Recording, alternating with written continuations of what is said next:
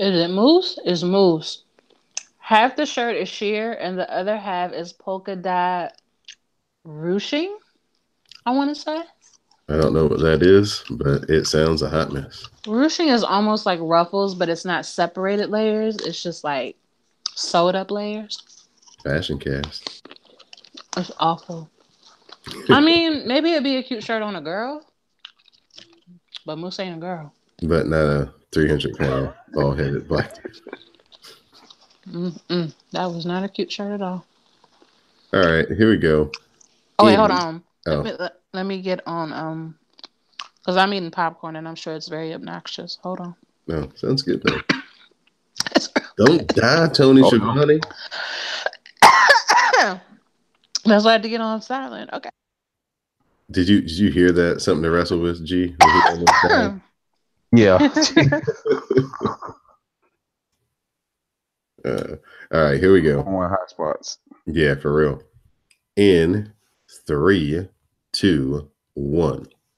Hello, and welcome to episode 214 of the WrassleCast. I'm your host, Don Delarente, and I'm joined once again by my SmackDown Matters correspondent, Miss Didi Jonay. Hey, friend. What's going on, friend?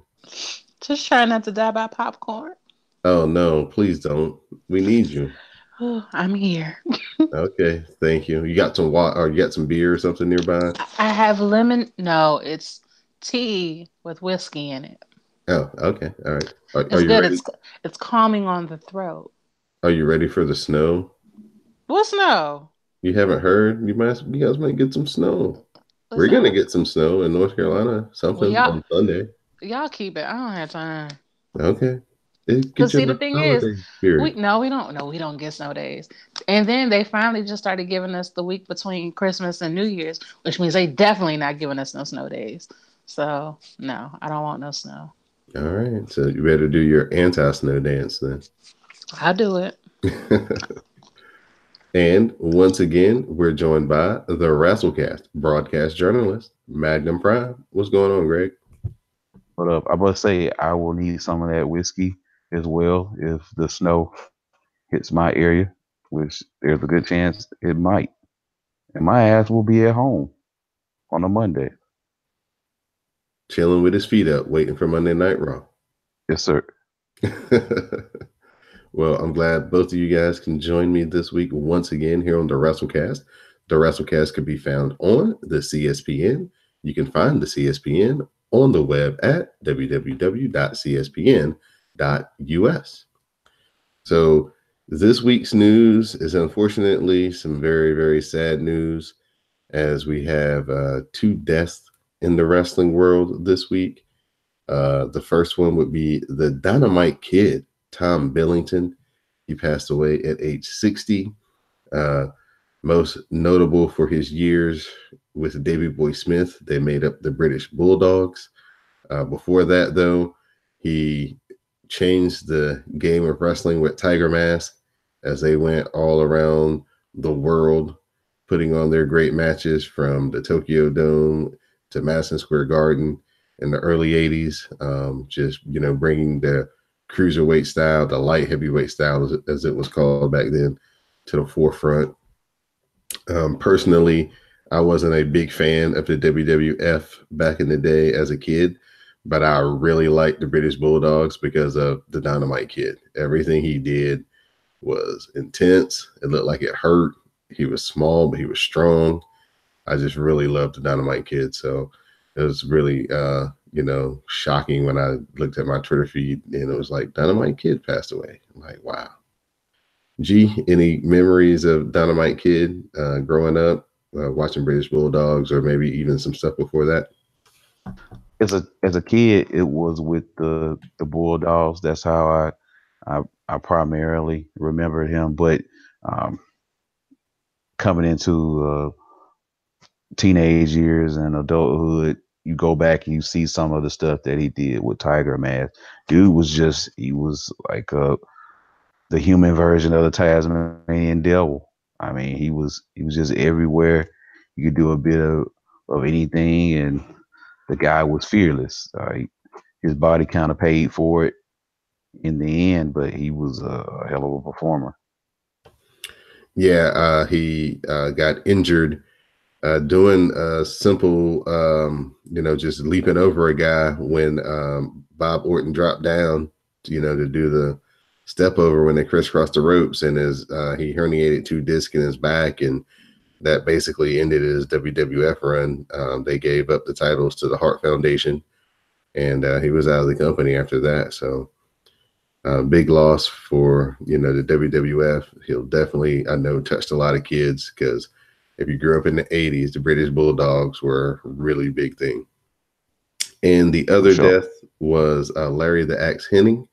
He passed away. He's the father of Kurt Hennig, grandfather of Curtis Axel. Um, a little bit before my time, when I was watching the end of the AWA, he was still kind of hanging around with Kurt Hennig when he was the champion, kind of watching his back more in like a manager role than an active wrestler. But if you hear the old timers talk about it, he was, a really good performer, really, nice guy outside of the ring, but, really on top of his game inside the ring. So, 2 icons of the business passed away this week. Always sad news when we have deaths in the wrestling business. So we'll try to transition out of that into Monday Night Raw from Houston. But the ratings, they're the ones that may be dying a slow death here, as Monday Night Raw reportedly had its lowest rating in 20 years this past Monday. So let's find out why the show was so bad. Ronda Rousey and Natalya, they first start off the night against Tamina and Nia Jax. The Riot Squad arrives and they're carrying a table, and they cause what? A distraction. So Nia Jax and Tamina take immediate control. They slam Ronda Rousey into the steps. The Riot Squad kick Natalya's ass at ringside. Ronda Rousey rolls back in. She gets double teamed right away. The Riot Squad puts Natalya through the table, and that causes a disqualification. So they tried to start off hot with some ECW right off the bat with the women's division. Dee, your thoughts on Natalya taking another ass whooping on the behalf of Ronda Rousey? I just don't understand why Natalia is helping Ronda with Tamina and Nia when Ronda should be helping Natty beat the Riot Squad's ass because they disrespected her dead father. Where's the priority here? What are we doing? Dee Jonay is available for Quality Control, WWE. Hire me. I'm Yes. here. Ready, willing, and able. That's on Twitter. You can follow her at Dee Jonay. DM her. She's available. Bliss talks about being in charge of the women's division. She promises to work hard, but last week's open forum didn't go well, so we're going to try it again. She brings out Sasha and Bayley. Bayley asks how long do they have to wait before they get jumped this week. Alexa apologizes and says she reprimanded Dana, Mickie James, and Alicia Fox.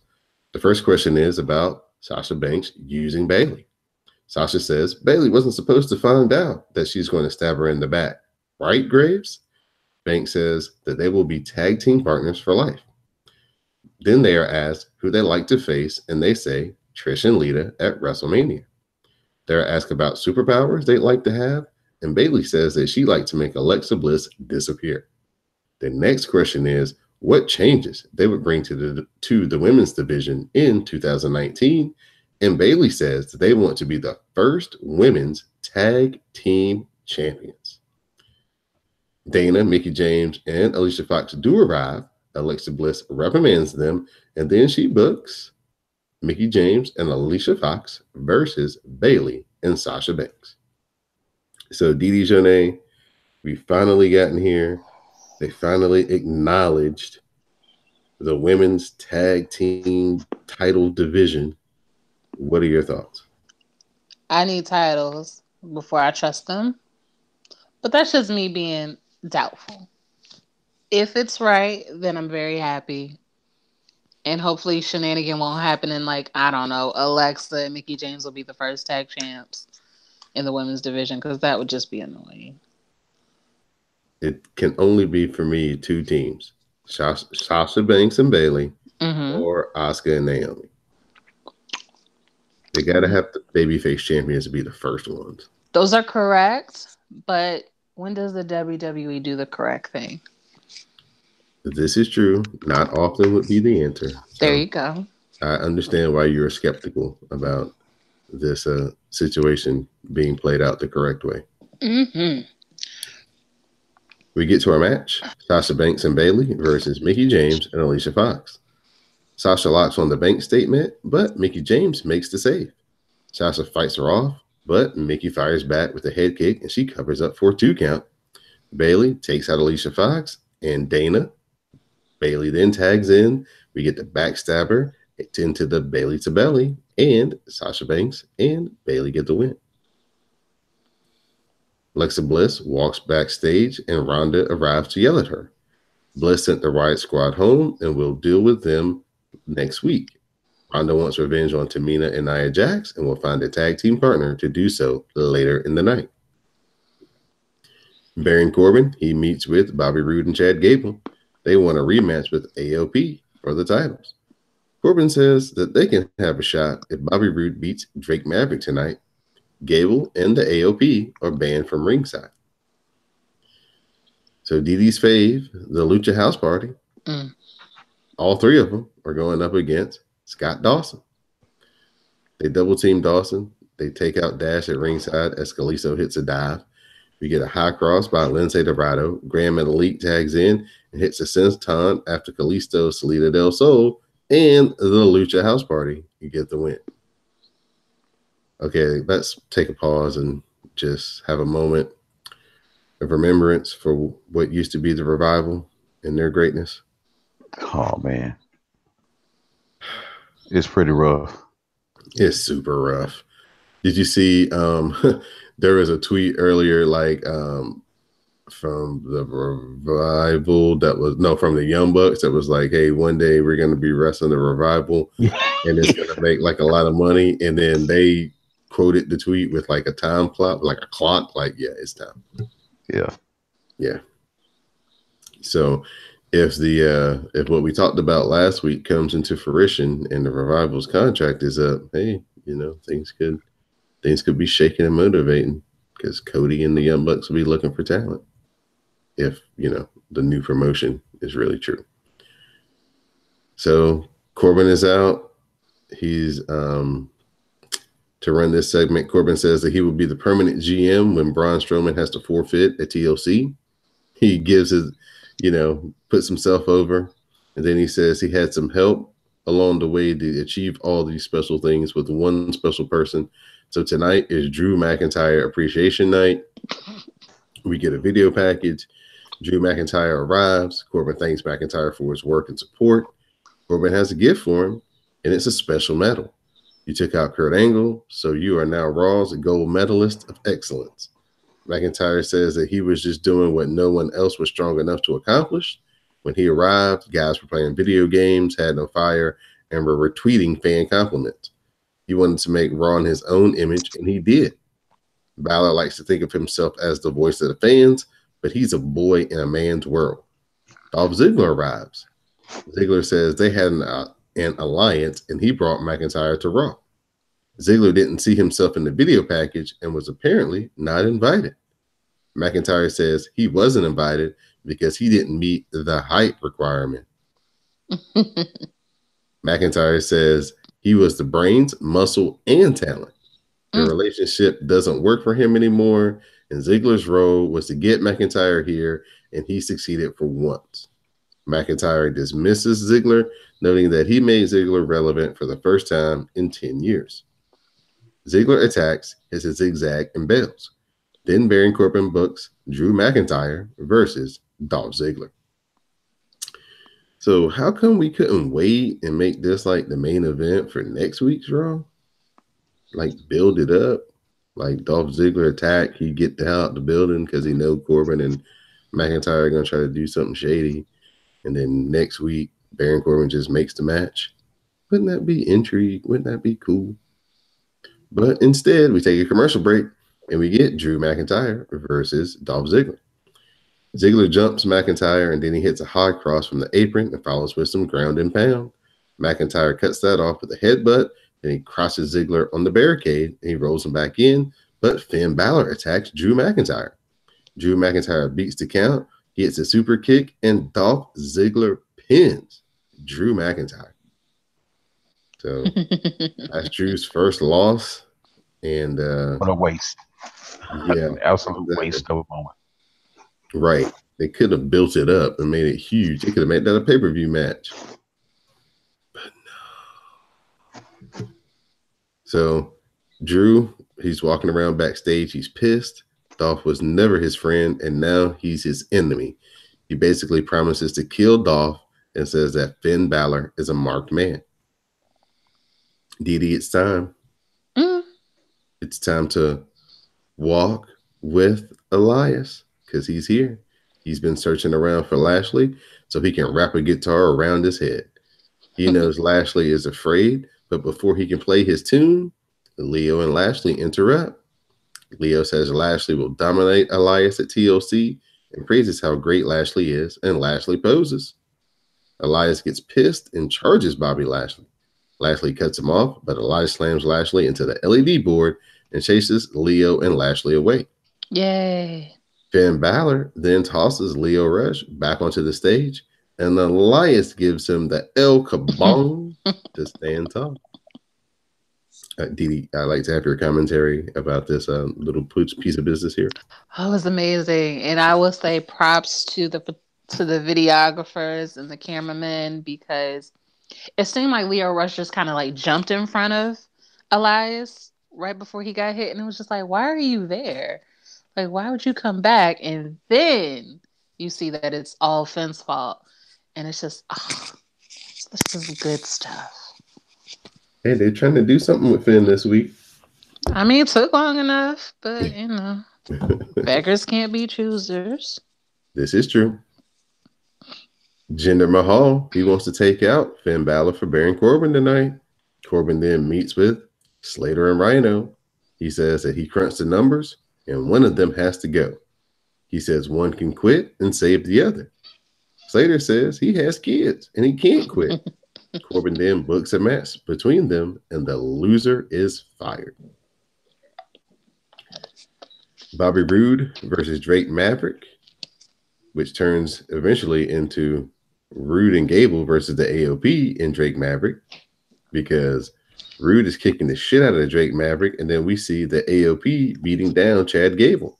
Corbin then makes it a 3-on-2 handicap match. Bobby Roode hits the glorious DDT, and he tries to pin Drake Maverick, but the AOP make the save. They beat down Bobby Roode, and then Chad Gable slowly makes his way to the ring. Chad Gable fights with all he has, but he is quickly cut off by double teams. The Super Collider follows, and Drake Maverick tags in, and he pins Bobby Roode.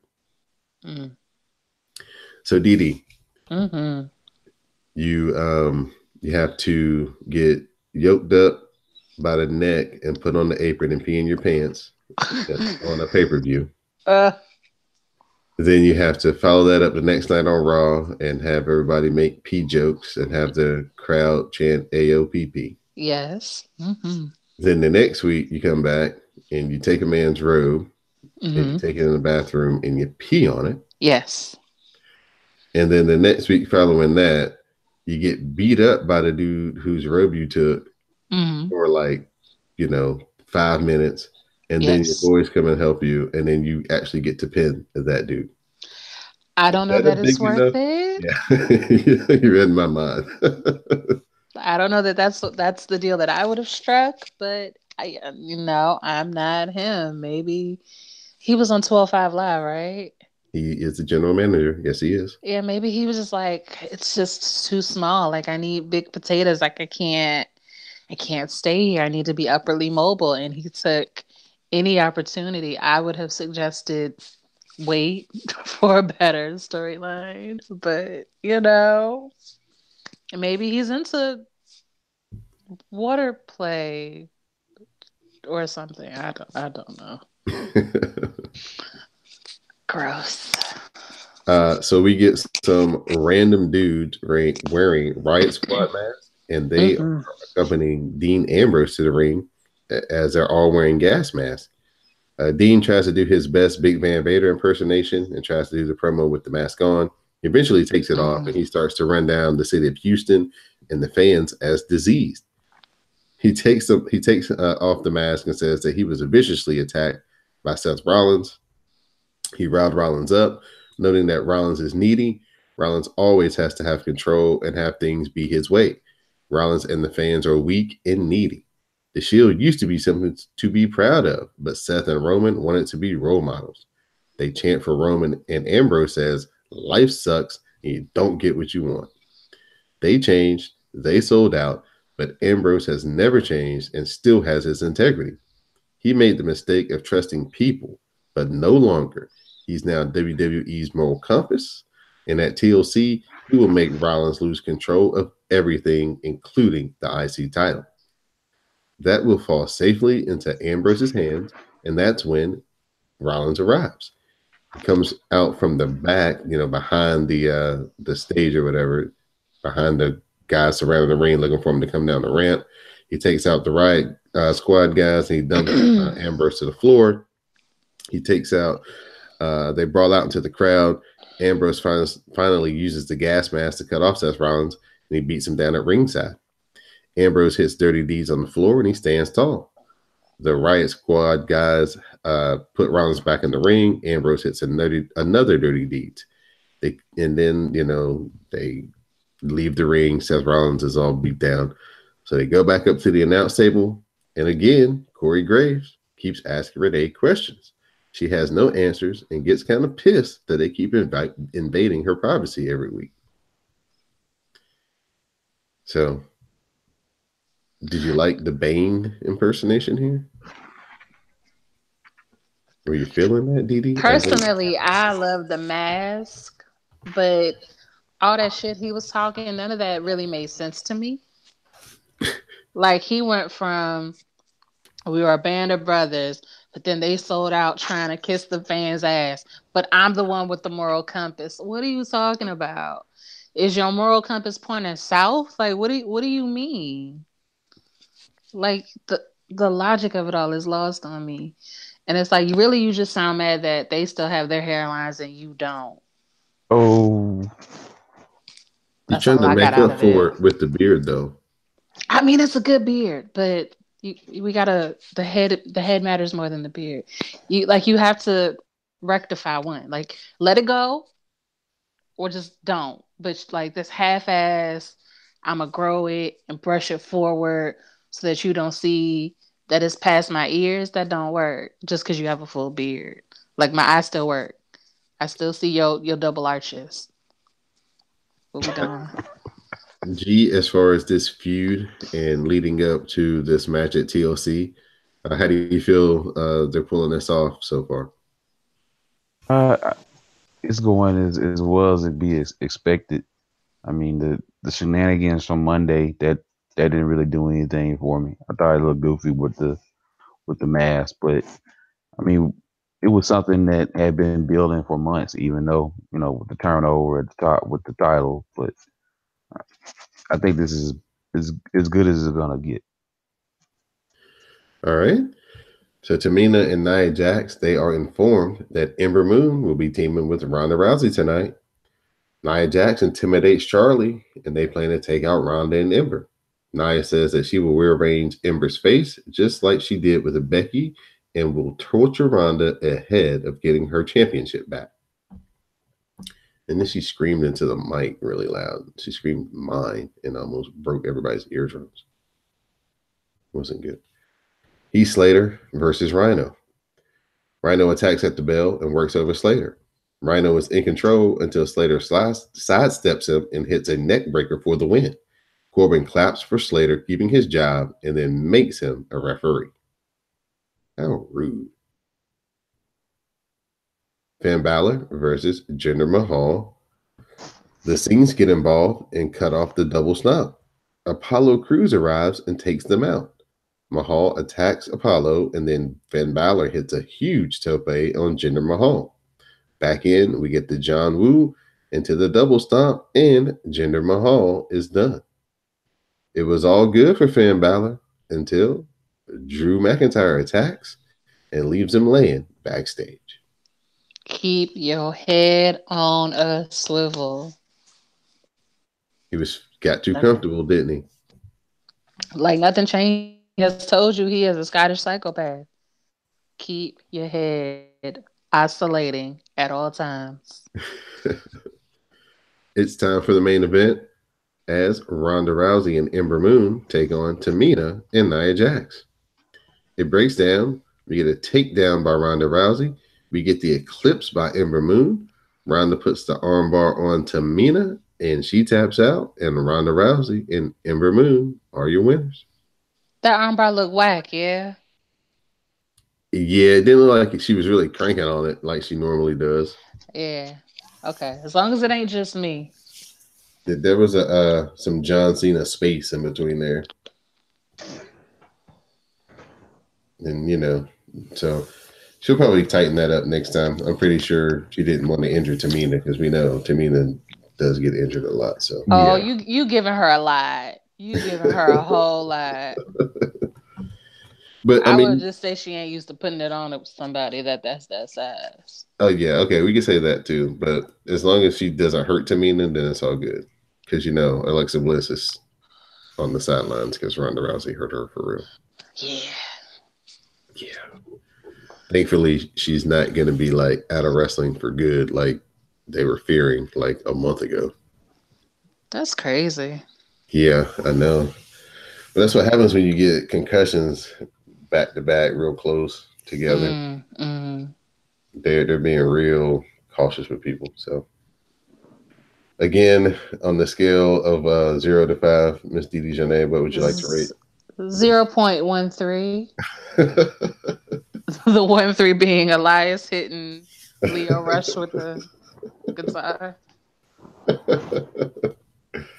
uh, Greg, you got a number for the scale, man?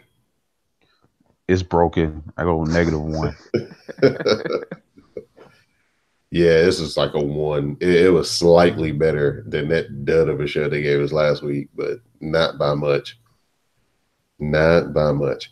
Oh, and according to some of the publications out there, Vince McMahon rewrote this whole show like hours before it aired. So all that hard work those people do on the weekends that are overworked and taxed to the max, yeah.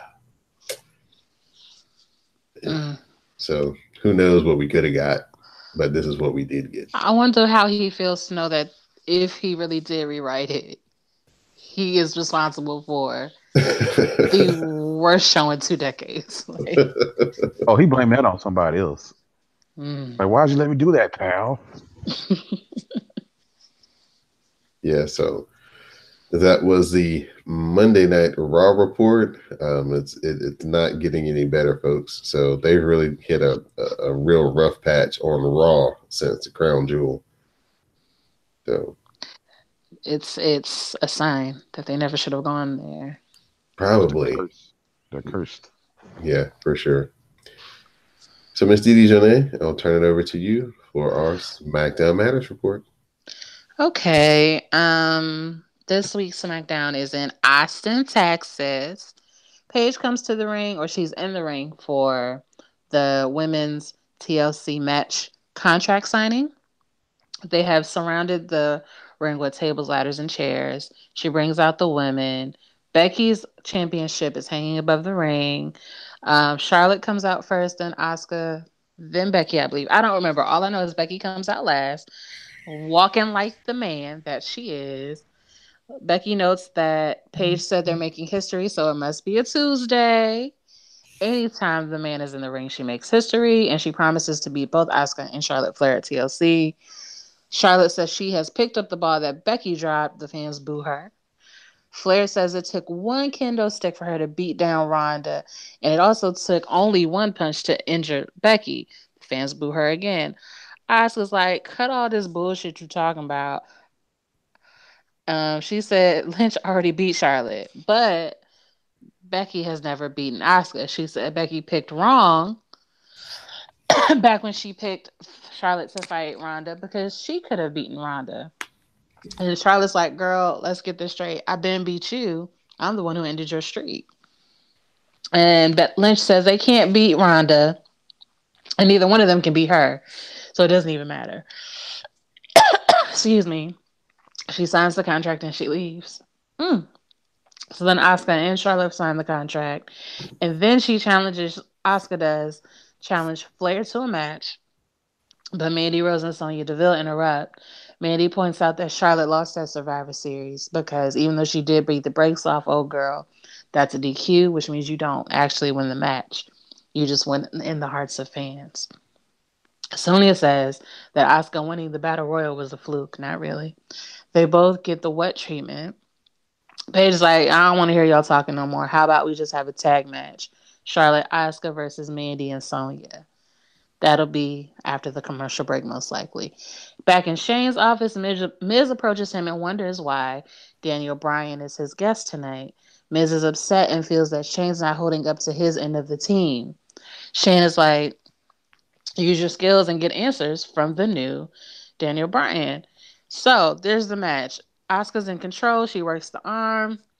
The heels take over, and Mandy scores a near fall. Flair gets the tag, sends them both to the floor. Then she hits a plancha on the heels to a big reaction. Becky comes out like the bad bitch she is to sit ringside. Back from commercial, Mandy and them is still in control. They isolate Asuka on their side of the ring. Asuka's nailed with a knee for a near fall, and then Flair tags back in and runs wild. Mandy pulls Asuka off of the apron and nails Flair. Asuka pulls Mandy back off, and then she jumps onto the apron. Flair turns around and hits Asuka in the face with a boot. So it's like, oh, on purpose or on accident. And then after that, she rolls up Sonya, but Asuka nails Flair directly in the face, and Sonya scores the win. And Asuka's in the corner like, oh well, because ain't no tag title, so who cares if you lose a tag match? There's who cares? You kicked me, fuck you. So that's what that is. Jon Stewart there. We all will act like we care. We don't. How did you feel about the match? I thought the match was good. I liked the action. Hmm. I think Sonya Deville and Mandy Rose called themselves Fire and Desire. I And could Paige I could see that. and Paige like repeated it and said, "Yeah, I like that." Xavier Woods must have had that on the playlist. Um, but yeah, it was a good match. And then I like how Asuka and Charlotte didn't necessarily work together. You know how they always Yeah. make them seem to somehow work together, but Yeah. like it was like, oh no, you know what I'm saying? I don't care if it was on accident or not. You put your hands on me. Damn right. That I knew that that would be something that you would definitely be going up for. I'm a big fan of that, especially when there are no stakes. I don't believe in I don't fuck with you, you don't fuck with me, but let's make sure we really win this match for reasons. You know what I mean? Like, I don't believe in that at all. Um, Not to distract from SmackDown, but I did not know the Dudley Boys were on Impact. I didn't know that either. Oh no, they're not. It's a flashback moment. See, that's what I'm talking about. Impact is so boring that they do damn flashback moments and have you think of some shit that's real interesting. I digress. Next match: Jay Uso versus Xavier and Cesaro. Xavier and one of the Usos work together to send Cesaro to the floor. They go back and forth trading pin attempts. Cesaro comes back in. They send him back out. After the commercial, Jay leaps off of the top, but Cesaro rocks him with an uppercut. During the commercial, Cesaro throws pancakes on the floor and the fans boo. Jay hits a dive onto Cesaro, but walks into a tornado DDT off the apron from Xavier. Uso goes for a splash, but Cesaro gets the knees up, scores a near fall. Woods suddenly hits the elbow on Cesaro for a 2 count. In an awesome spot, Cesaro gave Uso the giant swing and Woods the airplane spin at the same time. Cesaro is that dude, okay? He stole Tyler Bates' spot. So what? We don't know Tyler Bate. Yes, you do. The little British guy I from know, British but ain't he like Mustache Mountain. 12? Yeah, and he's strong as shit too. Yeah, But yeah, that does look looks cool, strong. don't it? That looks damn cool.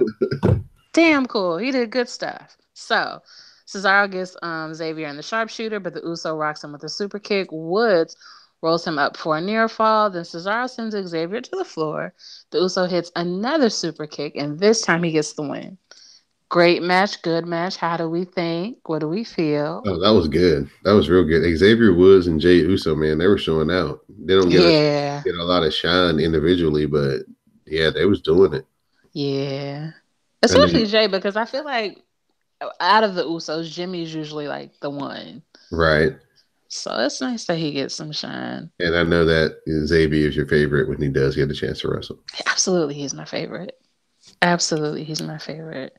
Because he's somebody he'd be like, "You're such a nerd. Let's be friends." Like be like, "You did what? You went to like back before it was cool. Like you went to Comic Con. That's what you did with your Saturday. Was it fun? Oh, all right, cool. Like I don't know. He's adorable. Even though sex tape, I ain't forgot. But anyway, in the back, Kayla Braxton. I feel Hey, like if boo, you're not hey. related to Tony, you shouldn't go by the last name Braxton. It's just like I feel like it's very like it's branded. If you're not related to Tony and that name don't start with a T, why is you out here with the name Braxton? But but I'm weird. I know. She's interviewing Rusev and Lana. He says he's hungry, but not for food. Go ahead, Lana. He's hungry for the U.S. Championship. Oh my bad. He promises to defeat Shinsuke and feast on Rusev Day. It's all very euphemistic, if you ask me, but sure. It was a great promo by Rusev. It was fantastic. Lana didn't say but I don't even think she said one word. Good. She don't need to. Although I do remember when we left Lana in the business suit. Yes. Oh, those days seem so long ago. I know, but I love that he's like standing on his own and like a damn good speaker. Like you do that. There's another Lars Sullivan video package. He makes me uncomfortable, so I don't really want to talk too much about it. But apparently they're in a bidding war. Raw and SmackDown are. So we still don't know exactly where he'll land. Hopefully he can go on Raw and be ruined, just like everybody else is. Just go over there. Maybe they'll figure out what to do with their 3 hours. More people. Couldn't hurt. Are they missing John Cena? Is that what it is? I don't think it's John Cena. Does Raw need John Cena? Lord knows SmackDown don't. I know it's not John Cena that they're missing. I think Like, it's another guy, Samoan guy. actually, you know who I think it is? I think it's Kevin Owens. Yeah, that too. Yeah. Those two and Bray Wyatt. Those three. And Bray If Wyatt. they had those three, it would be a totally different show. Yeah, it'd be much better. Hopefully Kevin can figure out a way to come back. Like I know Yeah, he's like injured. I know he can't wrestle at the moment, but maybe they can put him on like Alexa protocol. Maybe he can be the new GM for a few weeks. Like something needs to happen. Cause yikes. yikes is definitely right. Yeah. Okay, so excuse me. The Miz is in the ring for Miz TV. He starts doing the intro, but R-Truth and Carmella interrupt for a dance break. Then they walk to the back. Then Miz introduces the new Daniel Bryan. He notes that Daniel Bryan looks the same, but he isn't the same. His eyes are open. He doesn't listen to the people. He said winning is all that matters. And Miz says, "Isn't that what I fucking told you?" Did Daniel Bryan, in a like hippie environmentalist way, call himself woke? I believe he did. He was like, "Because you don't understand what you're doing to all of the environment, and I saw you with your chicken." All that shit. He said he came to the realization that he doesn't care about the people. He let his dreams take over. He said he has no intellectual peers to have a real discussion with. He tried quoting Alexander Hamilton. The fans give him the what treatment. He calls him fickle. That's right, you're damn fickle. And you're fickle and doing some dumb shit that you don't even know why you're doing it. That's 20 fucking years old. When I tell you, I was like, you read them. You read the fans for filth. Because it was like, damn, kind of accurate. Very accurate. Like, big facts. So he points out that he kicked AJ in the groin for the title, but that was one person in one match that one time. He says the people are destroying the earth. He goes on a rant about how the planet will be destroyed because, water bottles and things. Miz says that for 8 years, Daniel Bryan painted The Miz as the bad guy. He says he saw through Daniel Bryan. He asked him again if he's WWE champion because he listened to The Miz when he told him that winning is all that matters. Daniel Bryan said it doesn't matter. The old Daniel Bryan is dead. The Yes Movement is dead. All that matters is that he's a WWE champion. AJ runs out, but Daniel Bryan pushes Miz into Styles. He's kind of like holding on to AJ's ankle, and then AJ gets his hand on Daniel Bryan, but The Miz gives him a skull crushing finale. So because of that, they're going to go 1-on-1 later tonight. How do we feel? Daniel Bryan sounded like an evil ass Captain Planet. Like y'all fucking up the environment. Y'all out here eating this meat, which means that we got to have these animals out here shitting everywhere, releasing methane into the atmosphere. Oh, wait. Speaking of Captain Planet, you know they're making a movie. The Don Cheadle version? I don't know who it is. All I know is I saw the picture, like, like just like the photo promo. It is him and basically his fist with the 5 rings, Earth, Wind, Fire, Water, Heart. Promise you, it looked like Thanos in the gauntlet. And I was like, what are we doing right now? Like, what is really going on? But Hollywood, something else right now. here's what I know. I'm going opening weekend. with no shame. I'm going opening weekend. And if I can find a water ring, I'm wearing that shit too. No, you're just gonna go all in. Listen, Guy was the icon. Even though Peeler was the American, I ain't too fine. And he's a ginger, but I just missed the Captain Planet thing. I was like 14, 15 when that came out, so my cartoon it days was were kind of iconic. ending. First of all, Whoopi Goldberg, Tim Curry, LeVar Burton. Like, oh my God. Wait, I could be lying about LeVar Burton, but I think he was Kwame. It was so good. And then whack ass my T because he ain't had no powers. He just had heart. So that means sometimes penguins will help and shit. Like, it was the best show ever for like 90s cartoons. It was great. And then sometimes the voices change and you're like, bitch, I know that's not who it used to be. Don't lie to me. That ain't who I remember. But anyway, I'm They did, definitely going opening night. they did that a lot in the 90s. They They just be like skipping did. people out and be like, "Oh, you won't notice." Yeah, they'd be like, oh, 3 episodes next. And it's like, excuse me, sir. I know exactly who the voice is supposed to be, and it ain't that. Bring her back.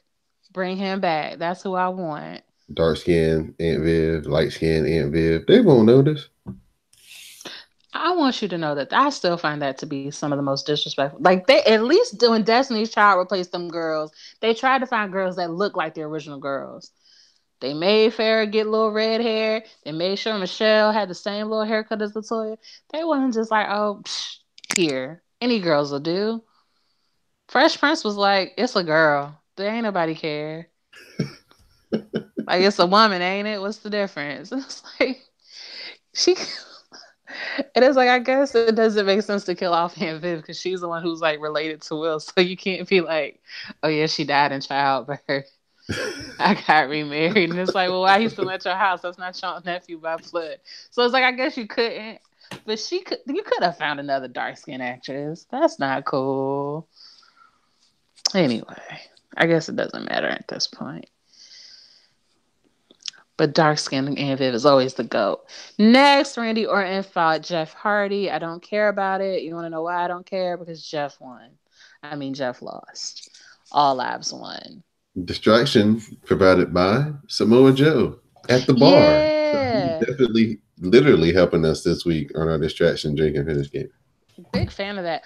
Also, I really don't know how I feel about Joe's haircut. It's a little too...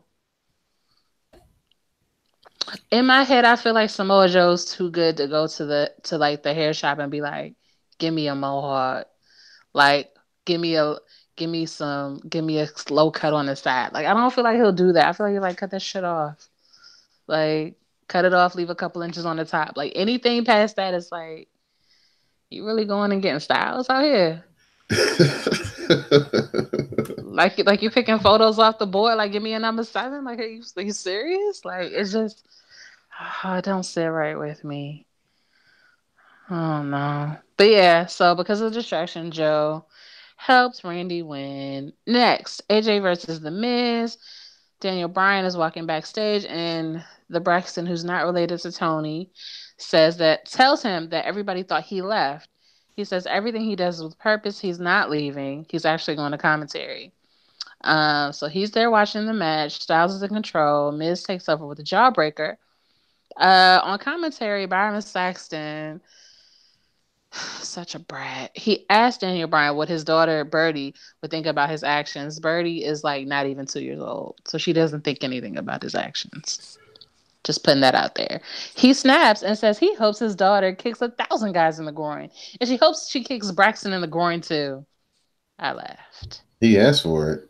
He got it. And that was like 30 seconds of some of the best off the cuff promo material I've ever heard. It was great.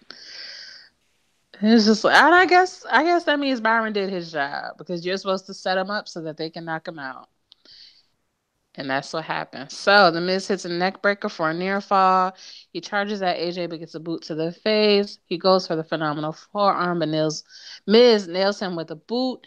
Then he goes for the skull crushing finale, but AJ rolls him up for a near fall. He fires back with a DDT for a 2 count. AJ then sends the Miz to the floor and hits a forearm. Bryan distracts AJ, and the Miz jumps him from behind. Miz hits a skull crushing finale for a close 2 count. Daniel Bryan tries to distract him again, but AJ kicks him off. The finish comes when AJ makes Miz tap in the calf crusher. I still don't understand why nobody like rakes the eyes, pulls the hair, tries to choke him out. Like nothing from the heels, nothing. I'm disgusted. Either way, after the match, Daniel Bryan gives AJ a chop block from behind. He rams AJ's leg into the ring post several times. He beats AJ down and slams his head into the announce table. Then he locks a heel hook onto AJ. Then Daniel Bryan held AJ by the arm and stomped on his head a good lot of times, about like 15, 20 times. Then Daniel Bryan grabs the belt and made the ring announcer introduce him as the WWE champion, the new Daniel Bryan. Then he got on the mic and called the people fickle. And then he attacks AJ again, kicks him in the head again, and locked on the heel hook as they close out SmackDown. How do you feel about the new Daniel Bryan? Do you like him? I don't dislike him. I'm not opposed to him acting the way he's acting. Because I really don't like AJ all that much. Like AJ's great, but I'm not invested in AJ as a person. I really want him to cut his hair. Like I want old TNA haircut AJ back. So AJ as we have him now, I can watch him get beat up and kicked in the groin. I'm okay with all of that. Sounds good. Sounds good. What would you rate your SmackDown matters this week? Better than Raw.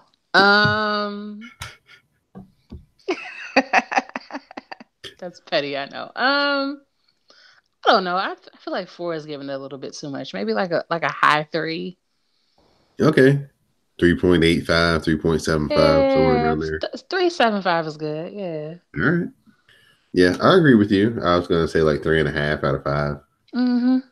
The women's stuff was really good in the beginning. That triple threat match was awesome. The Samoa Joe thing was funny, good entertainment with him at the bar talking about Jeff and his issues using moderation. It's so hurtful. They just put all your business out there as fodder. Well, that's the best way to make it hit home because we be sitting at home like, God damn, Joe be promoing his ass off. Yeah, that's like big facts though. Yeah, exactly, right? Yeah. Kind of like what Drew was saying to Ziggler about, him being irrelevant and not tall enough and all that stuff. My Ziggles is not irrelevant, but my Ziggles is probably a little too short. Please don't come up short and not support the CSPN. Please help us out this holiday season by going over to cspn.us, clicking on the tab that says keep our podcast free and supporting our many sponsors from Amazon, Blue Apron, Wink Ronco, Busted Tees, Funko Pop for all you nerds out there. So please, audible.com for all you readers out there. So please, this holiday season, give. This is the season to give. So give to your favorite podcast network by keeping our podcast free over on cspn.us. NXT time. We get the King of Bros, Matt Riddle, going up against Punishment Martinez, making his NXT debut. Punishment Martinez of ROH fame is a part of NXT now, so this is his first match. Riddle lights up Martinez ribs with slaps. Riddle fights off a choke with throat smack. Riddle catches a clothesline and connects on a roundhouse. You get some MMA elbows, and the Bro Mission gives Matt Riddle the win. As Riddle reaches the top of the ramp after the match, Cassius Ohno appears and lays Riddle out with a spinning forearm.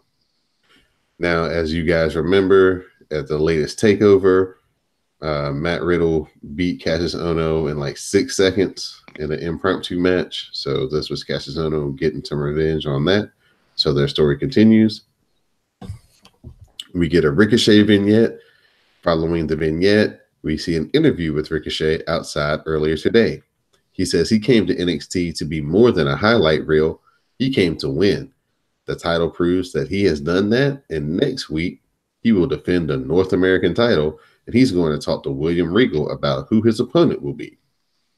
We get a heavy machinery video package, and then we get an announcement that in 3 weeks there will be a number one contenders fatal 4-way match for the women's NXT title.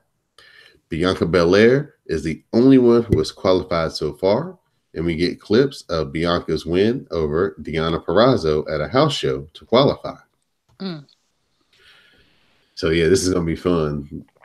Binky's undefeated, and she's getting her shine, so I can't wait to see who the other 3 women are that are going to be in this. The Forgotten Sons with Jackson Riker versus Humberto Carrillo and Raul Mendoza. Humberto hits an awesome floating arm drag. He adds a missile drop kick and a backwards roll into a moonsault. The pin is broken up. Raul then takes a big bump outside, and Cutler catches a draped Humberto with a modified leaping knee pile driver. So imagine the dude is like tottering, like his waist is like, got him teetering on the ropes, and his head is kind of forward.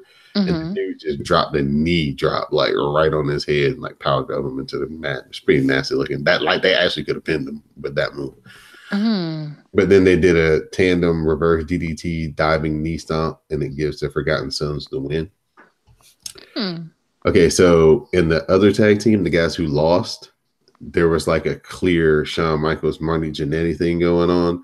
This Humberto Carrillo cat is good as shit. They need to like yank him off TV, give him a character, and make him somebody. He can do a whole bunch of cool shit, flips and all kinds of shit. He's good. He's real good. Didi, you're gonna love this. I wish you watched NXT more often, because I wish I did too, because I actually, ever since I saw Takeover, it's like clear to me that I would love them, but I think what is it, 5 hours? Yeah, it's a lot. It's a lot. Yeah. It's no crystal stare, but I do need to go ahead and get into it, because I do know that I would love it. So this part right here is awesome. The Velveteen Dream, he's getting interviewed about his loss to Tommaso Ciampa. It's quiet, so he snaps his fingers and the ambiance comes on, and so everything turns purple when his music starts playing. Yes. So Kathy Kelly asks what's next for him. Dream says people from the internet to the locker room are talking about him. People even talk to Triple H about him. So Dream wins, or as he says, Dream's over. What's next? Leaving Kathy, and with that, he snaps his fingers. Everything turns back to normal, and he walks off. Just the best. Just the absolute best. This dude is so good. I think he might end up in the Royal Rumble, and he might get moved up. It would suck, because we know Vince ain't going to know what to do with him.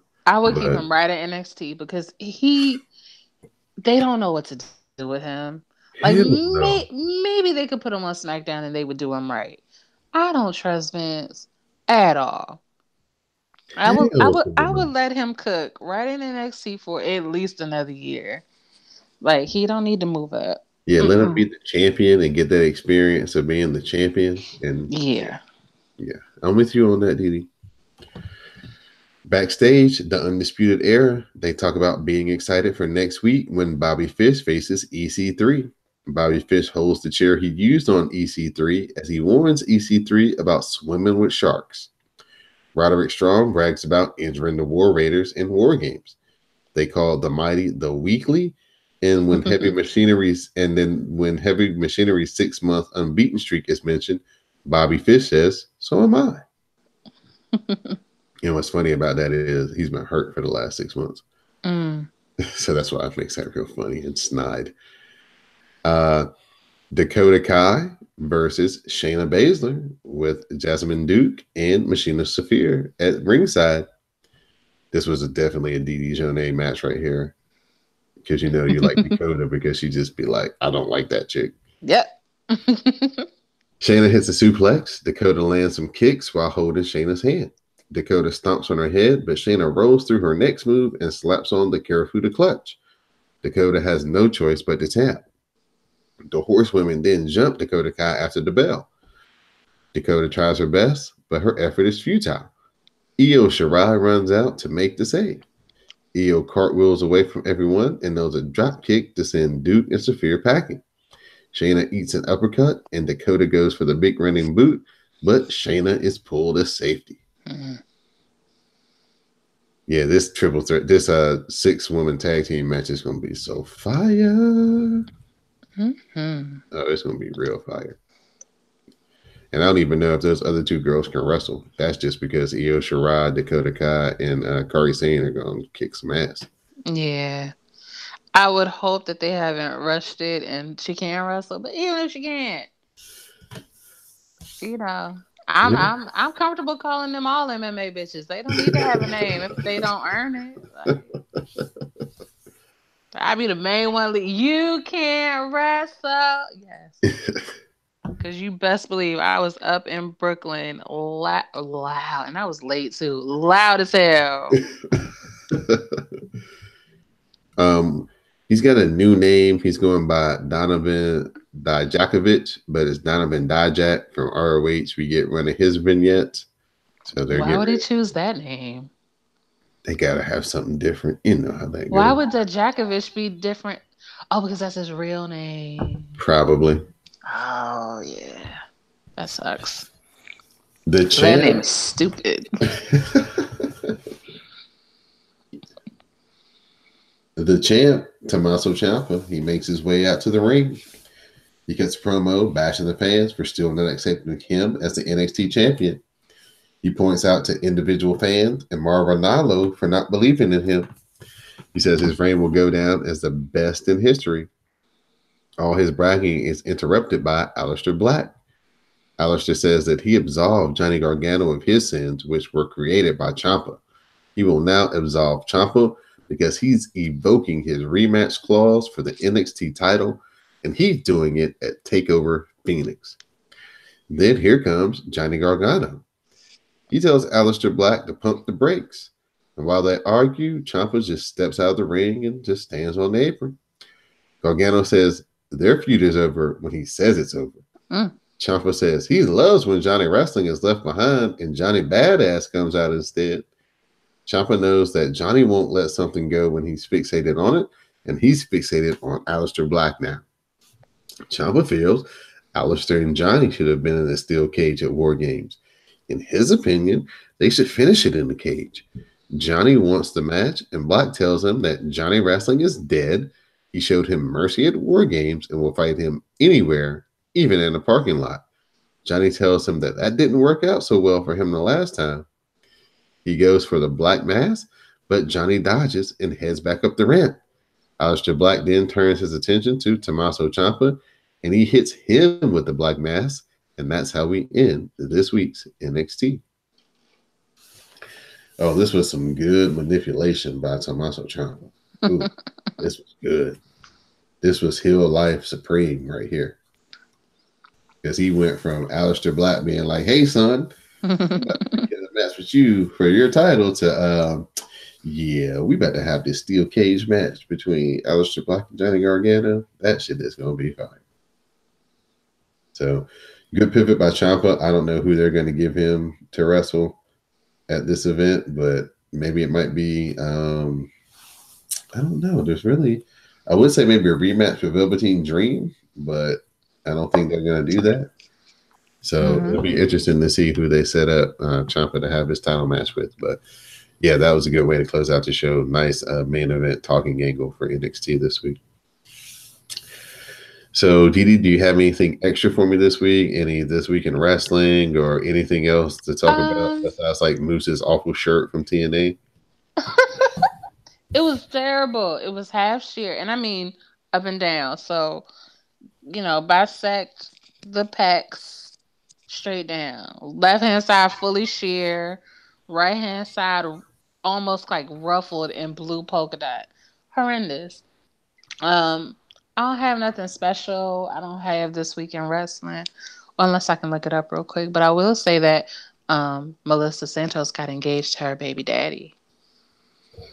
Oh, congratulations to Brian Cage. Yeah. Now I don't know how I missed that. That's who her baby daddy was. I think I live in kayfabe so much that I just thought that her baby daddy was one of the little luchadors. Like it truly did not occur to me that it was big ass Brian Cage.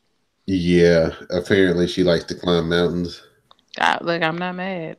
I'm not mad at all. Yeah, if it was anybody else, I'd probably want to fight. But because it's Brian Cage, I just shake his hand and say, "Good Yeah, work, brother." that's about all you can do. Ooh, they have a This Week in Wrestling from 1906. We're not familiar with any of those people, but in 19, nope, don't know those people. Do you know of a hard boiled Haggerty? Never heard of him. Me either. He was the AWA Tag Team Champion along with Lynn Montana. They beat Joe Scarpello and Nick Roberts. I know who Joe Scarpello is. Joe Scarpello ended up being a Chief J Strongbow in the WWF Oh, back in the day. interesting. Yeah. In 73, the Crusher beat superstar Billy Graham on a reverse decision DQ. And Ric Flair beat Dave Muir. Muir? I don't know how to say it. In 75, Larry Hennig beat Okay. Jim Valiant. Oh, I'm glad that you had a Larry the Axe Henning reference in there since he Full passed circle away today. moment. There we go. Yeah. And Jimmy the Boogie Woogie Man back. Good stuff. And then Bobby Duncan and Bobby Heenan beat Khosrow Vaziri and Kenny J. Kasaro Vaziri, also known as the Iron Sheik. Ah. Yeah, Bobby Heenan was like an actual wrestler. Before he was a manager, he was like a real live wrestler. I did know he was a wrestler. That I did know. I didn't know how good he was, but I did know that he was a wrestler. All of these names and nobody I know. In 1980, Jerry Graham Jr. beat Chief Bobby Bold Eagle. I felt like I knew those names, but then That I must be realized I from don't. that must be from Florida-ish. In 1986, NWA TV champion Tully Blanchard defeated Brad Armstrong via countout. Okay, my mom is the biggest wrestling fan I know. She hated Tully Blanchard because her favorite was Magnum TA, and they had like a big rivalry like during this whole time, 85, 86. And what Tully Blanchard would do, especially if it was like if he was wrestling anybody of significance, right? Once they started kind of getting the upper hand on him, he'd just roll out of the ring and like walk around the ring for like an 8 count, slide back in the ring, and then walk back around the ring again for like another 8 count. And that used to make my mom so I love that. I love bad guy tactics. 89, AWA champ Larry Zbyszko beat Sergeant Slaughter. I know those people. Yes. In 1990, NWA US Tag Champ Rick Steiner pinned Jerry Saggs, and NWA US Champ Lex Luger pinned the Big Cat, and Brian Pillman pinned the Motor City Madman, and Ric Flair and NWA TV Champ Arn Anderson defeated Larry Cameron, who was substituting for NWA Tag Champion Ron Simmons and his teammate Butch Reed. Boom. Oh wow! I wonder what was Ron Simmons must have been hurt, but yeah, that was a good program between Ric Flair and Arn Anderson versus Doom. So, Mm. so like something happened, and somehow like Teddy Long used to be Doom's manager. Mm. So somehow Teddy Long, they lost some type of way or something. Something happened where Teddy Long had to be Ric Flair's chauffeur for a day. Mm. So they shoot the angle right. So, he picks up Rick, and then Rick's in the limousine, and Rick tells him, hey, I want to go here. He's like, okay, Mm-hmm. Mr. Flair. So he's driving him, whatever, whatever. So Rick's in the back, he's drinking. So Teddy like rolls the windows up so he can't see anything, right? Yeah. So Rick is like, he's like, he's not kind of not paying attention, but then he notices like, hey, this road is kind of rough. He was like, where you got me going? Then all of a sudden the limo stops, and then Teddy lets him out, and he's in the hood, and he gets yeah, that was a good angle back in the day. That's good stuff. Okay, apparently today is a really good day in history. I just was back in the old times. In 92, Eric Watts defeated Steve Austin. Dustin Rhodes fought Barry Windham to a double DQ. Big Van Vader defeated WCW/NWA Tag Champion Ricky Steamboat. And WCW World Champion Ron Simmons defeated WCW US Champion Rick Rude. And then in 98, and I'm sure these names you will definitely know, the WWF World Tag Team Champions, the New Age Outlaws, defeated D'Lo Brown and Mark Henry. The WWF World Heavyweight Champion Rocky Maivia, also known as The Rock, defeated X-Pac via DQ. Steve Austin defeated Kane, Mankind, and The Undertaker in a four-way match. I know the fans probably were shook and happy. So yeah, that was 98. 99, WCW, Jushin Liger defeated Psychosis to win the IWGP Junior Heavyweight title. Yeah, I bet that was a hell of a match. And then in 2002, Lex Luger defeated Sting to win the World Wrestling All-Stars World Heavyweight title. And then in 2012, Devon defeated Samoa Joe to win the TNA TV title. So that was very good day in wrestling, huh? It was real good. We get you the gamut. I didn't even mention all the Japanese people because I don't know them. But there's a lot of Japanese things that happened also. All right. Yeah. So at this point, Miss Dee Jonay, it's time for your shout outs and thank yous. Let me give a shout out to Mel because Mel always gets shout outs and I have been forgetful. And let me start off with her so I don't forget to end with her. I'm going to give a shout out to Jade because she went back to the Tiki Lounge in San Diego where we had all of the shenanigans on my trip. She had a friend from, I guess, Chicago, but she had a friend in town, so they went back. I was very happy because it's an amazing place, the Tiki Bar. So shout out to her. Shout out to all the ladies of the Glow. Shout out to my K-Pop Connect. It's a little, I'm getting overwhelmed. I'm going to just stick to my 3 or my 4. I don't know that I can go too much further. I think I'm okay where I'm at right now. Shout out to my friend Courtney. She took me to Carolina Kitchen. I've never been. Never had the food. What are they serving at the Carolina Kitchen? At the Carolina Kitchen, I went to the bar, and so I had French fries because that was the cheapest thing on the bar menu. But she ordered jerk chicken wings, and she let me have one. It was, oh excuse me, it was so delicious. Like how like grill, like how like when you barbecue and it got the grill marks on it. Yeah. Yes, you want to talk falling off the bone. You want to talk seasoned. Oh my God. Yes. It was all of those things. The drinks were good. The chicken was amazing. So I think I'm going back next week. It was like an invitation that wasn't necessarily to me, but I overheard it. So I was like, I might go back. Sure. So we'll see. Shout out to anybody who's listening. If you're listening, if you've listened this far, please comment on iTunes. Let them know you think we are 5 stars. And if you have questions, comments, or concerns, please let us know because we would love to improve the product for you all. And yeah, that's it. Thank you, Miss Didi Jonay. I'd like to thank you for your time as always, each and every week here on the WrassleCast. I'd like to thank Greg, the WrassleCast broadcast journalist. Give a big shout out to Sam out there doing customer service out here during the Christmas holidays. I know he's doing a bang up job out there. Give a shout out to everybody who participates in the live tweets each and every week. I know the rawcast has been pretty difficult, but y'all make it entertaining. So thank y'all so much. Everybody who comes out for SmackDown Matters as well.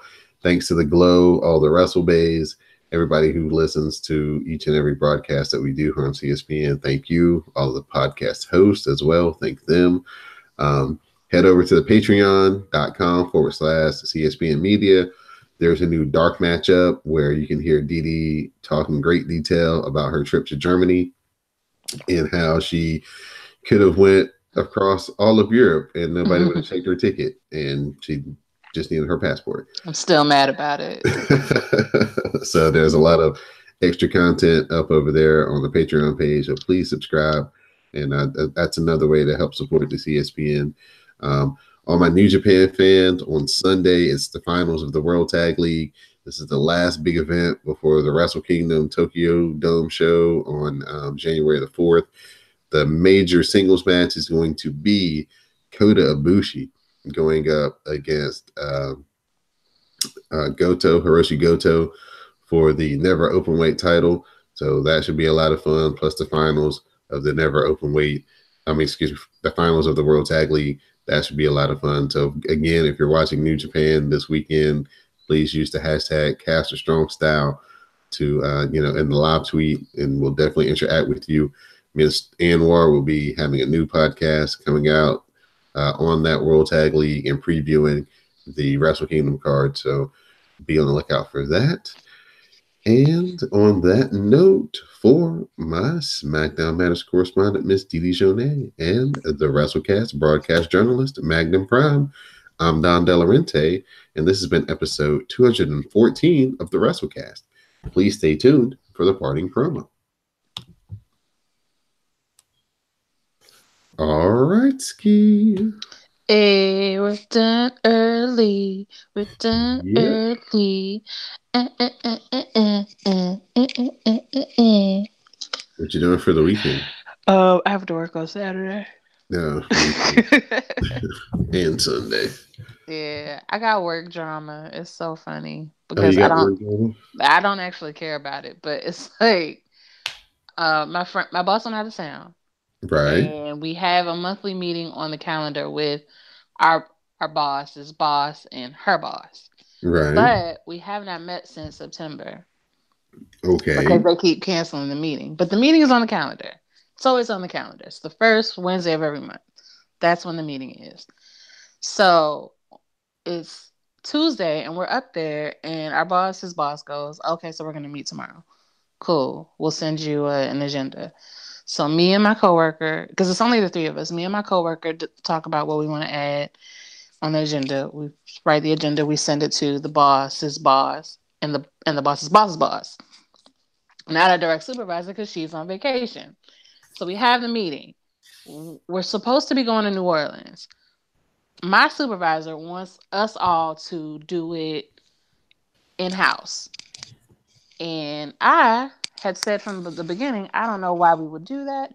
I don't think that's a great decision. I feel like we should just go to a company. I was overruled. Fine. So we're in the meeting and we're talking about the trips that we're taking. We're going to the Bronx. We're going to Philly. We're going to New Orleans. We're not going to go with the company. My boss's boss's boss was like, why? I don't know why. She was like, I've been listening to you all and I don't really hear a good reason why you wouldn't just go with the company. Yeah. Because they overruled me, but you didn't say that. I was like, I like I think I was like not in my head like I agree. But I That's didn't what say, I said. I didn't say I know, and I didn't say I agree with you, but I was just like, mm-hmm. And so she was like, and have you thought about this and that and risk management and this and that? And I was like, no, we haven't thought about any of that. I was like, I'll be honest. My thought was it's just a lot of work. That was where I was focused on. It was just like it's a lot of work for not a lot of payoff because it's a lot of moving parts. She was like, risk management, you want to fly with the kids. Can you even fly with the kids? Like all of these things that I didn't even think of. And I was like, shit. So I was like, she basically was like, I would not suggest it. And what she actually said was, I am highly opposed to it. So, but at the end of the meeting, I was like, so just so we're clear, you're highly opposed to us doing this ourselves. She was like, now I don't want to say all that, but I would say if you're going to do this, there needs to be oversight. There needs to be checks and balances. Your boss can't just sign off on everything. It's going to have to be signed off on other people, maybe not even me. Like, like way more involved than what we thought. So I send, but before that, she had told me to meet with my coworker. So I met with the coworker the day before, and we hashed out everything. So I sent that email on, and then we had the meeting, and I wrote those notes out, and I sent that on. So then she calls my coworker because she won't call me and was like, I'm still waiting on the bus codes. And so she was like, she didn't give you the bus codes because we had a meeting with our boss. And she's like, I don't think it's a good idea. And so I don't think she's going to continue on until she gets direction about what we're doing in regards to the fact that our boss told us it's not a great idea. You know what I mean? But Right. she won't ask me. You know what I mean? Like she won't text me and say, "Hey, did you get the bus codes?" Mm-hmm. She'll just ask her, "Did Deanna get the bus codes?" And I'm just like, "Why won't you talk to me?"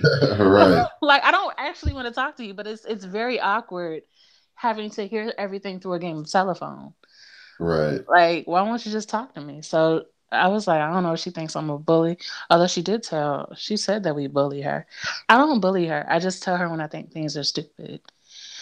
But because I know that's not professional, I'd be like, I don't think this is a great idea, but I'll do it anyway. You know people don't can't take that. And it's like, my thing is, you're not reinventing the wheel, one. Two, you don't know anything. You've never done this kind of work before. You came from admissions where everybody kissed your ass.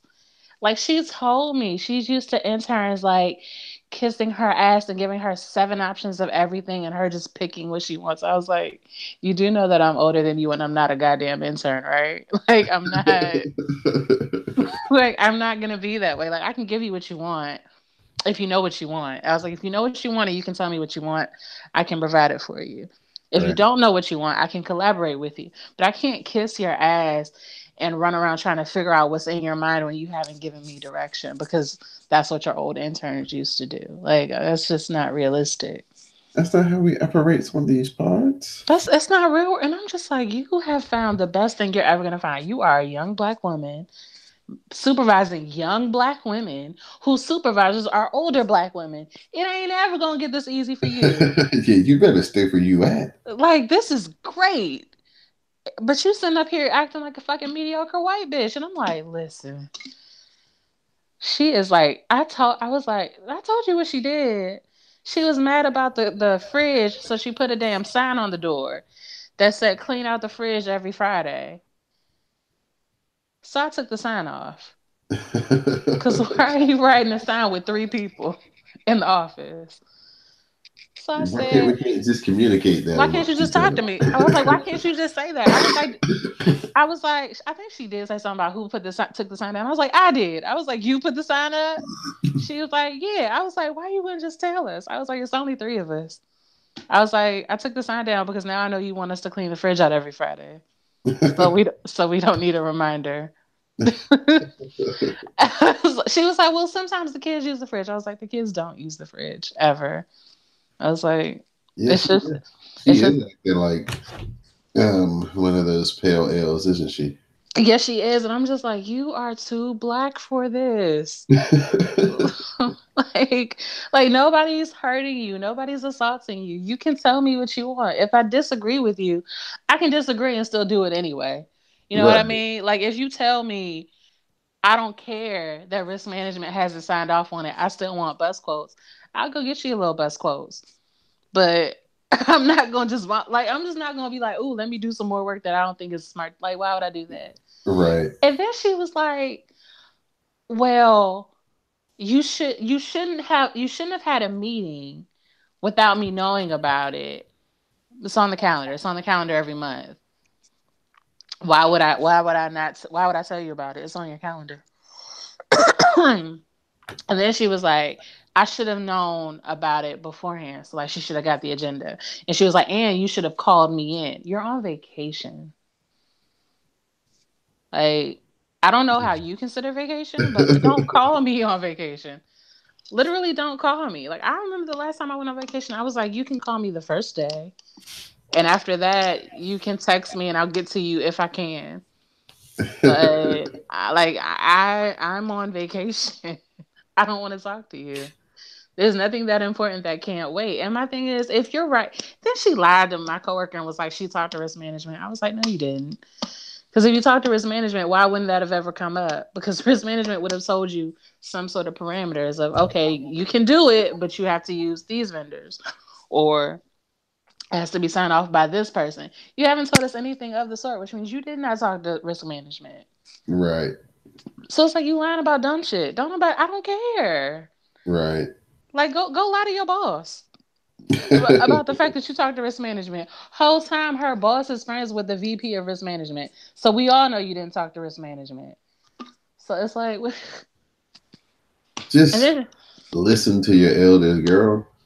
it's like she I'm wanted. trying to guide you. I I'm think the trying problem is to. she want to be known so bad, and she wants to get like a different job at the university that she's trying to like rush the process. And it's like, can you finish your year out first? Can you just like do this job really good one time before you try to do all this other shit? Like, Right. Right. but like I said, it's like a drama, but it's also I don't care. So it's like she can call me. She probably won't. She'll probably send me a passive aggressive email. I don't care. Like, you send me a passive aggressive email, I'll send you one too. And I might send it to my mother first to make sure that it's like HR appropriate. Like you'll have what to say to me because I put it past the HR lady, so I know it's professional. Right. But that's the most she getting out of me because it's unrealistic for you to be like you should have known that I wanted to be contacted on vacation. You're crazy. Yeah, That's don't fuck. ridiculous I'm not thinking about no work on vacation at all. And if at you all. called me, I'd be really mad. I So might then she just was let your like, call go to voicemail. "Ain't no might about it." Shit. I said, text me if you need me. Don't call me.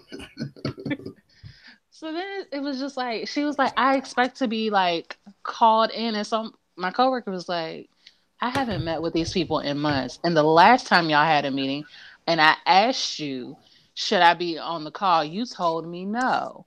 So why would I presume that you won't needed to be on the call if I didn't need to be on the call that one time? And I was like, that's a very good question. And it's like the answer is she thought she was being thrown under the bus by us. So she's paranoid. And it's like, if you did all you said you could do, you just come back into town and be like, I heard y'all had a meeting and things weren't that clear. I just wanted to clear some things up.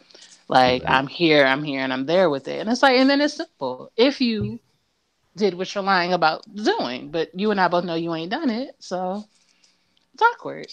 Right. Right. Mm. Well, I hope that gets better. It won't. Because it well, and half of it's not even her fault, but it's like her supervisor doesn't have any supervisory skills. Gotcha. So it's like there's nobody to teach her. And like there's nobody to insist that she do the training that she needs. So it's just gonna be like fly by night or until she decides I really ought to go to training. Right. Mm. But it's like, above my pay grade Yeah, they don't pay you to worry about stuff like that. at all. Well, all right, lovely. Have a good weekend, All and I right. will be talking to you next week, regular time. Okay, cool, friend. All right. All right, bye. Bye.